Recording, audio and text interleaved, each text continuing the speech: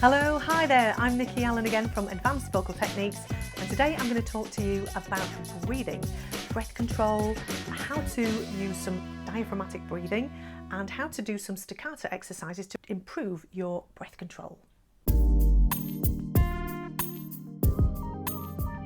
So we breathe, all of us, all the time, regularly and automatically, because your brain controls your breathing. So your brain is controlling the amount of oxygen and carbon dioxide within your lungs.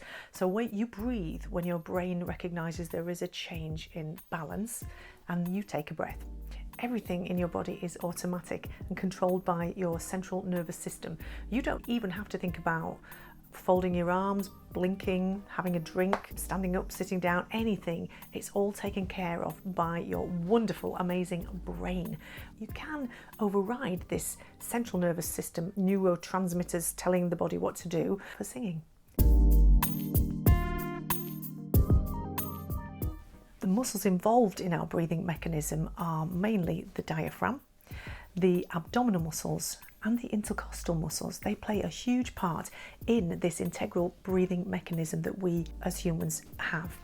Your diaphragm is responsible solely for inspiration, i.e. breathing air in to your lungs, and your abdominal muscles for expiration, forcing them out of your lungs. So when we're breathing in, this diaphragm is shaped like a grapefruit like this and just placed above your stomach underneath your rib cage, and the brain sends a message to your diaphragm to contract. Now this acts like a bit of a vacuum, drawing air inside your thorax, inside your rib cage, and into your lungs, which expand like a balloon. To assist this, your intercostal muscles will expand and allow that breath to come into your thorax region, so your ribs expanding allows your lungs to get bigger and fill up. And then also your abdominal muscles will also contract, allowing your muscles to then spread out, making your belly look a little bit bigger. And that is normal for the breathing system. So think of your lungs like this balloon. If you've all blown a balloon up at some point in your life, you blow the air in, and if you let go of the balloon, it will just empty again. That's what your lungs will do without any support or assistance from any of the muscles that we have. So if we hold the valve on a balloon, once we've blown it up, we can control how fast or how slow the air leaves your lungs. So if the balloon is metaphorically your lungs. So if you release the air very slowly through the valve,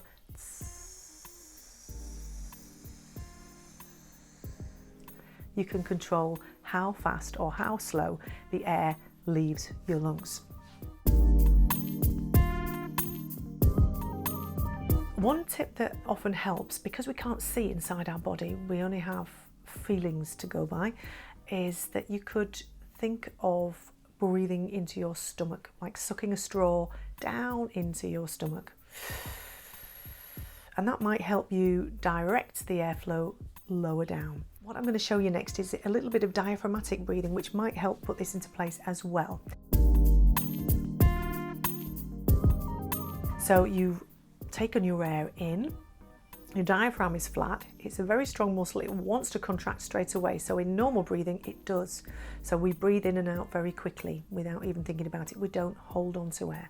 But when we're trying to hold onto air, we want to keep the diaphragm down and we want to keep the ribs in an expanded position so that we can sing, and then we release, and then we can let go, and then your ribs can come down, then your diaphragm will jump back into position, and then your abdominal muscles will pull in towards your back, helping with the expiration of the air, helping the air to be released out of your lungs and out again. So this feeling of the abdominal muscles pulling in and towards your back is then getting rid of the air, and then the process starts all over again. You take another breath in and we do it all again. Here's a little exercise you could try. You could do this lying down, or you could do this sat in a chair, like I'm sat in a chair today.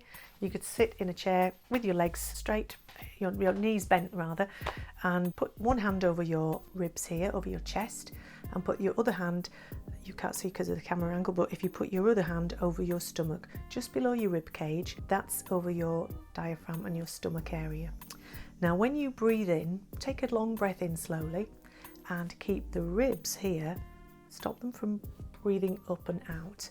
So try to keep that hand still, but let this other hand that's over your diaphragm and your stomach, let that one move, feel that one move. If you were laid down, your hand should go up, but if I'm sat down or you're sat down, your hand will move out. So just try that exercise and see if you can feel that happening. Okay, take a breath in. And straight away feel your stomach expanding. It feels like your stomach, it's your diaphragm pressing down and your abdominals creating space by moving out as well. So feel that, and if it helps to think about breathing air down into your stomach, because it feels like it's your stomach that's expanding. It's actually your air, your lungs that are expanding, and they're above your stomach, so they're causing that to move as well. And try that exercise a few times. If you feel it's difficult to not let your chest move, then you need to work on that a little bit more, because you don't want this upper chest area to move when you're practicing breathing exercises. Why? Because you want to avoid any constriction or upper respiratory constriction around this area. And if you're hunched like this in a breathing position, it could be causing your tongue to constrict or constrict the airflow in other parts of the mechanism in the larynx, causing other knock-on side effects. So keep this all down, keep the breathing happening lower down and not around here. So just try that exercise a few more times to help you feel this diaphragmatic breathing. Here's an exercise that I developed using staccato and broken chords in an arpeggio formation. So doing it non-stop, because the method in which you're breathing very quickly is a bit like panting, like an animal might pant very quickly to cool their body down. Ours is just to improve the efficiency of our airflow. So, but the effect is the same. It's this panting motion that is working both ways, both breathing in and breathing out rapidly to improve our stamina and our breath control. So using this as a quick staccato, this is a demonstration. I'll just give you a quick demo. So if you're ladies, you could start on a G below middle C. You could start wherever, anybody could start wherever is comfortable for them. So I tend to start around a G. Sometimes a lot of guys like to start around a C below middle C, but whatever is most comfortable for your range is the best place for you to start. And I'm going to cross over my mixed register as well, because it's going to get a little bit high, so I don't want to be yelling and belting these exercises. I want to be mixing them and taking the sound over nice and gently and using my head voice mix there, but trying to keep the sound moving forward at the same time. So if I use the vowel sounds, ha, hi, ho, hu, that's going to help like this.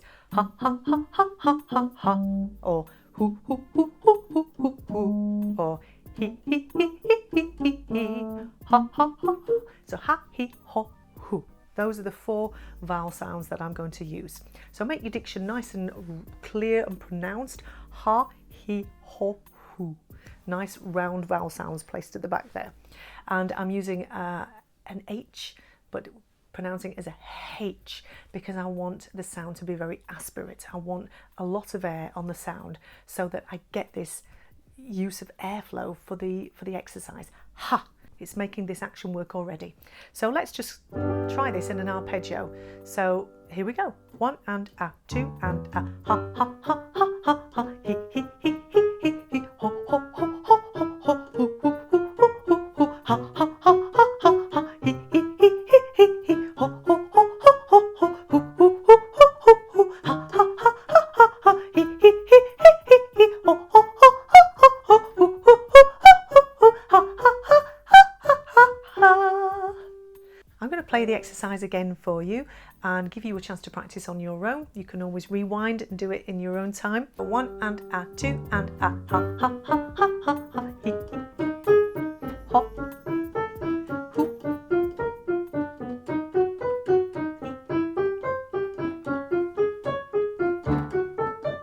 ha.